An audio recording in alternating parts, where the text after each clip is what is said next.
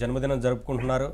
ఇందులో ఆ రోజున అంటే 2020 విజన్ పేరుతోని అభివృద్ధి కార్యక్రమాలకు శ్రీకారం చుట్టిన తర్వాత ఇప్పుడు ఆ ఫలాలను అందుకుంటా ఉన్నారు. ఇప్పుడు 2047 పేరుతోని విజన్ పేరుతోని మాట్లాడుతూ ఉన్నారు.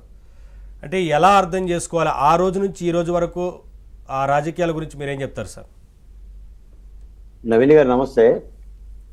మీకు డివిఎస్ గారికి దుర్గాప్రసాద్ గారికి కూడా నమస్కారం. నవీన్ గారు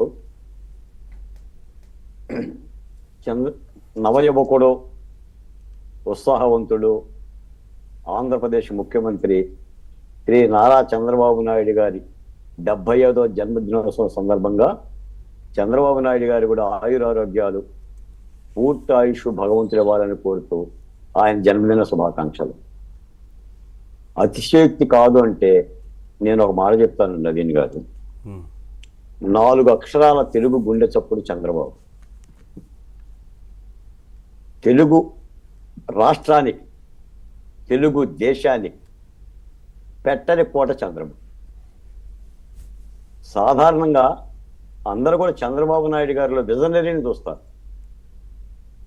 అభివృద్ధి, లేదంటే హైటెక్ సిటీ, పోలవరం, అమరావతి, లేదా ఇండస్ట్రియల్ డెవలప్మెంట్, టెక్నాలజీ, ఇవన్నీ చూస్తారు. నేనేం చూస్తానంటే చంద్రబాబు నాయుడు గారిలో ప్రతికూల పరిస్థితులను అనుకూలంగా మార్చుకునే యుద్ధవీరుడిగా చూస్తాను. అననుకూల పరిస్థితుల్లో యుద్ధం ఎలా చేయాలి, ప్రతికూల పరిస్థితుల్లో యుద్ధం ఎలా చేయాలి, బాధలు వస్తే ఎలా ఓర్పుగా ఉండాలి, కష్టాలు వస్తే ఎలా కుంగిపోకుండా ధైర్యంగా నిలబడాలి, నేను ఈ అంచనాలన్నీ కూడా చూస్తాను. ఎందుకంటే 1994 మన నందిగామ అసెంబ్లీ నియోజకవర్గంలో దేవినేని వెంకటరమణ గారు ఎమ్మెల్యేగా అయ్యారు. ఆనాటి నుంచి జర్నలిస్టుగా నేను తెలుగుదేశం పార్టీ రాజకీయాలని, ముఖ్యంగా చంద్రబాబు నాయుడు గారిని దగ్గర నుంచి పరిశీలిస్తున్న వ్యక్తిని, జర్నలిస్టుగా గాను లేదా పార్టీ మీద ఉన్న ప్రేమతో. అంటే 30 ఏళ్ళు. ఈ 30 ఏళ్లలో ఆ రాజకీయ ప్రస్థానం కనుక పరిశీలిస్తే చంద్రబాబు నాయుడు గారి యొక్క రాజకీయ జీవితంలో ఇప్పుడు పోరాటాలు కనిపిస్తాయి. అంటే నదికి గాలివాటంగా ఈదిన దాఖలాలు కనిపించవు, ఎదురైతే కనిపిస్తుంది. 96 ఆయన ముఖ్యమంత్రి తొలిసారిగా బాధ్యతలు స్వీకరించడం ఎదురైతే, తర్వాత 99లో ఆయన ఎన్టీ రామారావు గారి యొక్క లక్ష్మీపార్వతి పార్టీ ఉన్నా సరే గెలవటం ఎదురైతే,